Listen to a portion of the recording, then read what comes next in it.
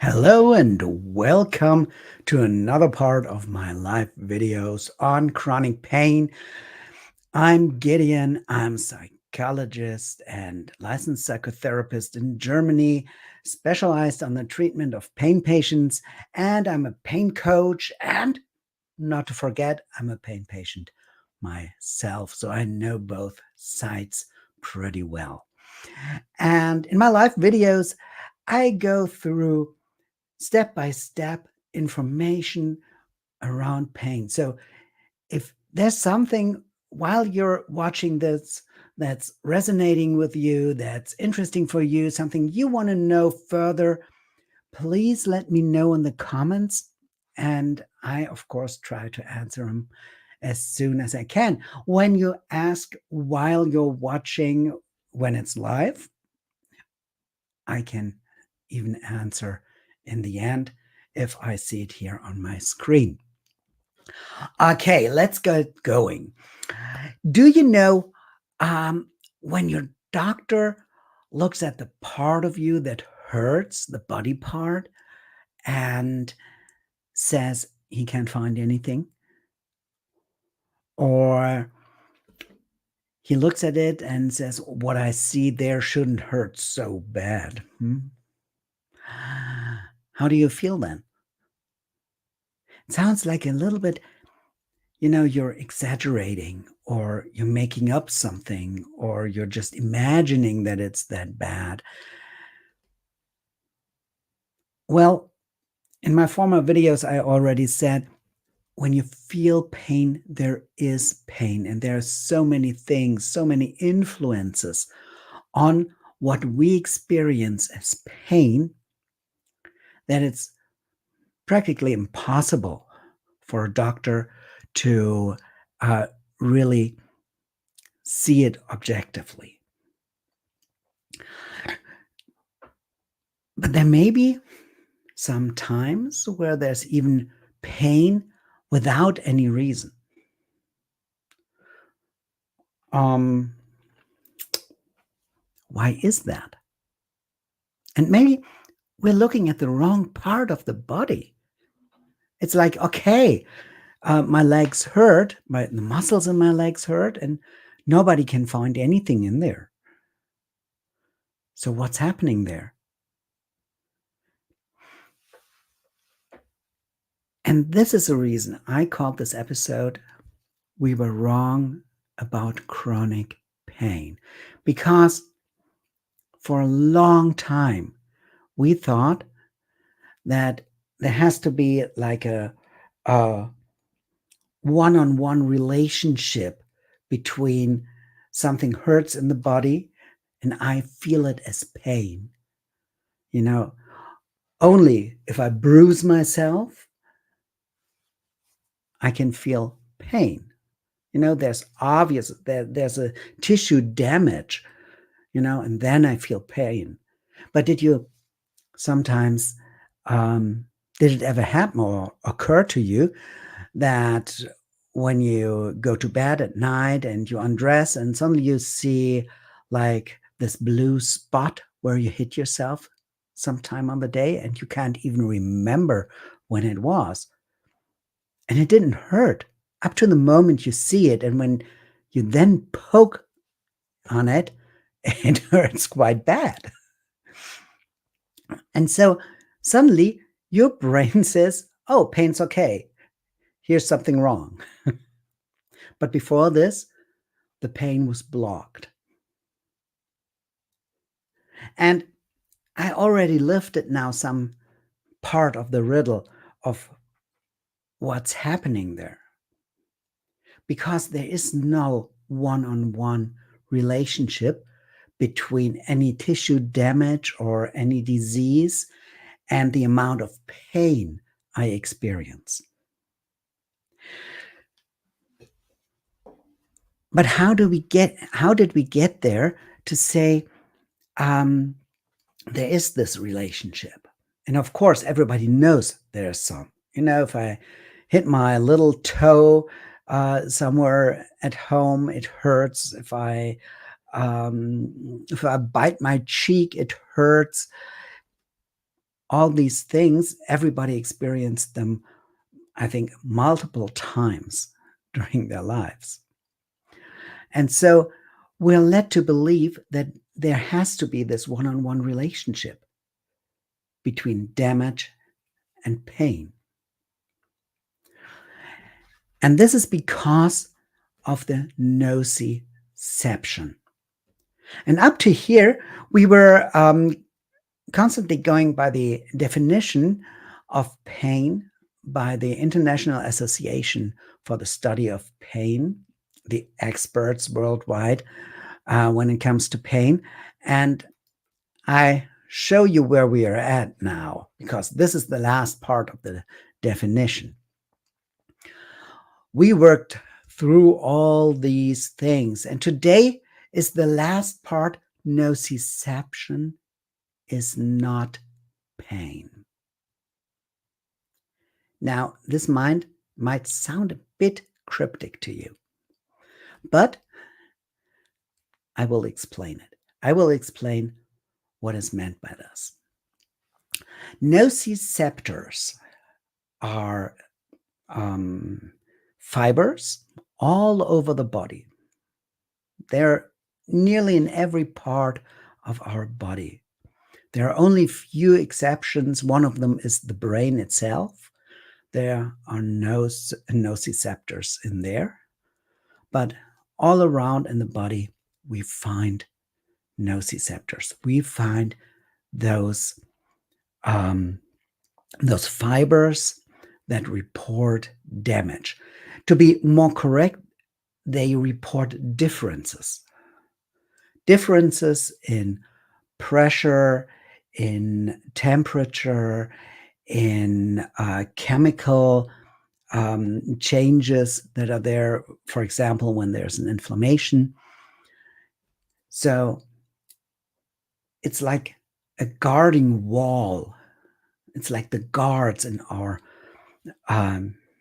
body that look for any potential damage that is done, or for actual damage, of course.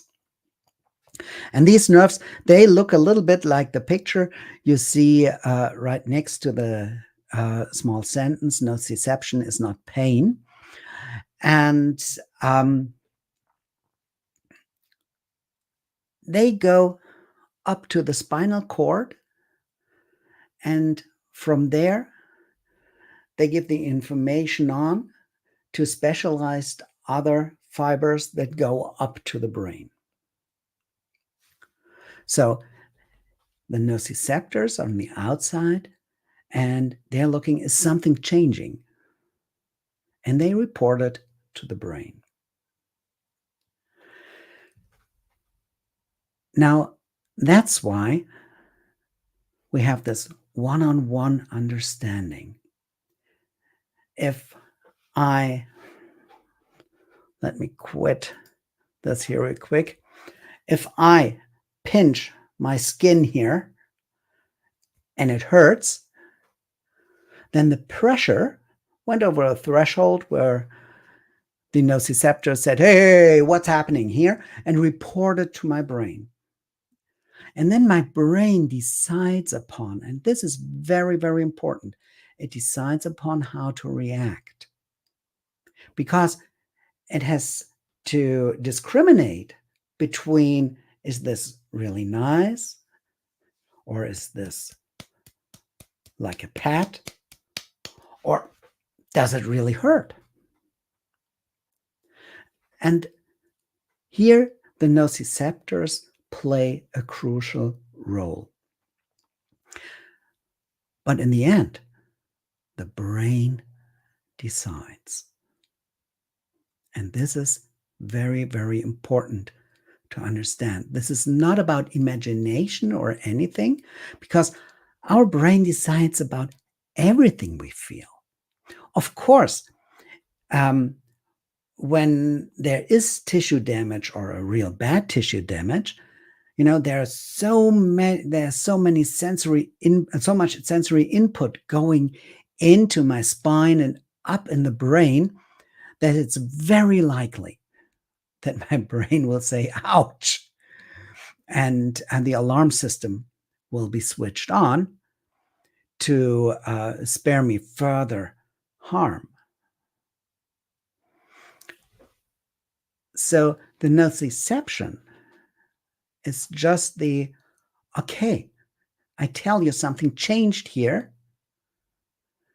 And then my brain is going to evaluate the whole thing. And this is in one of my first live videos, I talked about this. It's the whole theme of threat detection. I think in the first two of them, I talked about it. It's the threat detection to see, is it really harmful, what happened there? Now, if there's a flood of information coming in from these nociceptors, it's very likely that my brain will say, oh, yes, yeah, something really bad must be going on there. Now, in the course of chronification of pain, some things might happen that we didn't know like 20 years ago or 30 years ago. One is that these nociceptors, those specialized fibers in your body, they sensitize over time. They can get more and more sensitive, meaning they will react earlier to smaller stimuli. You know, it's like if you have an alarm system, which is normally meant for warning you against burglars that break into the house. Maybe it goes off now just when the butterfly flies by. So things like touches that were even meant to be gentle before suddenly get interpreted as dangerous by the brain and hurt. This is one thing that can happen when pain becomes chronic. The other part is that nociception often is a part of the whole pain process. That's why back then we called them pain fibers, but they are not pain fibers.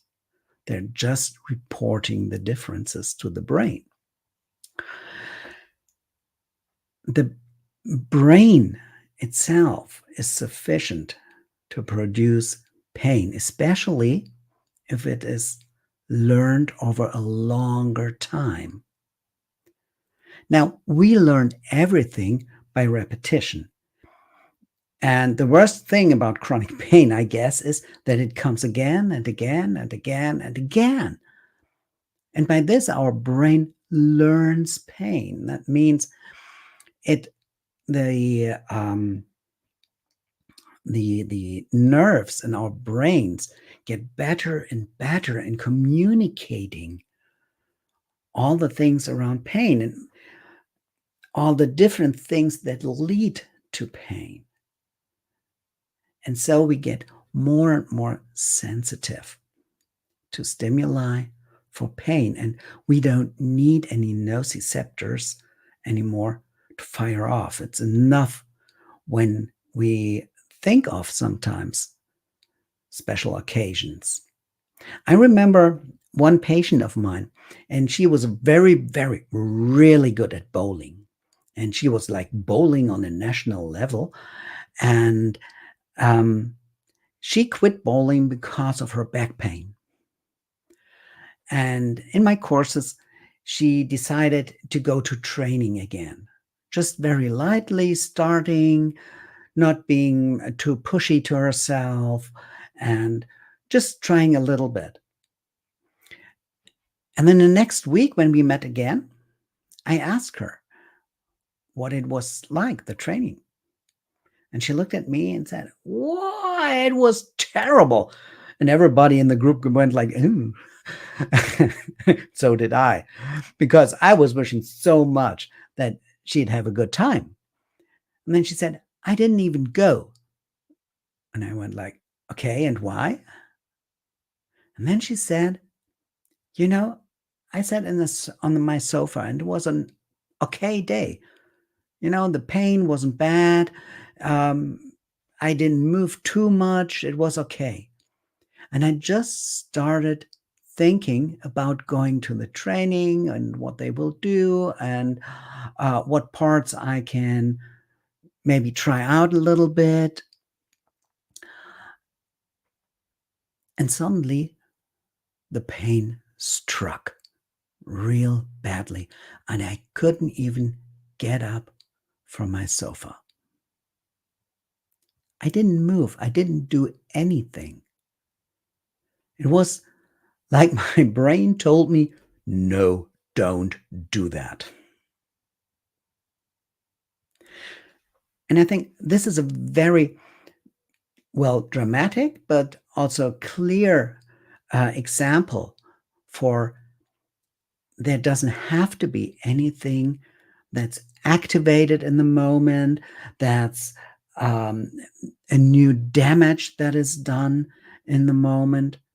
No, nothing happened except her thoughts change and her brain remembered how it hurt when she went to training and when she went to on all those competitions. So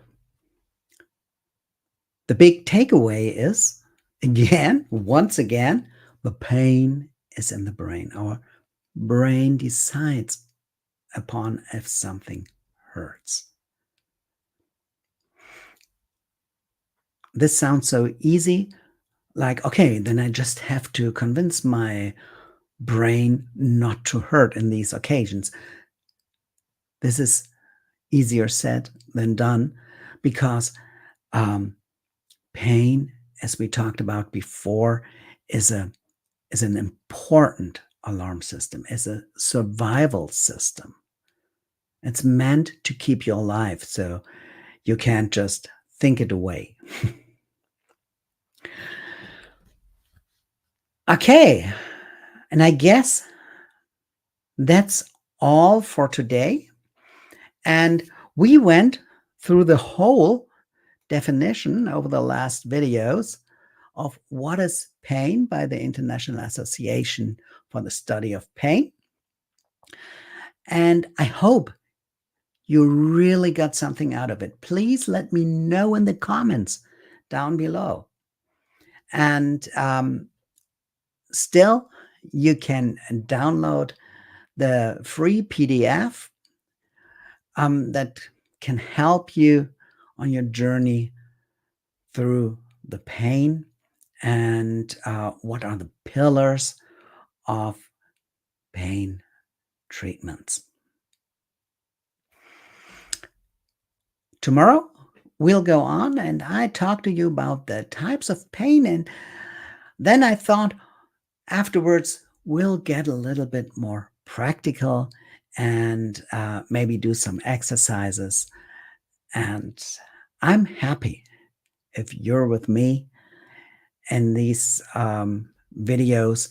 And I'm truly happy if you start engaging and asking me stuff. Even if you have a question that could be interesting for others too, and I can take it up in my lives. Okay? So, see you tomorrow and have a great day. Bye.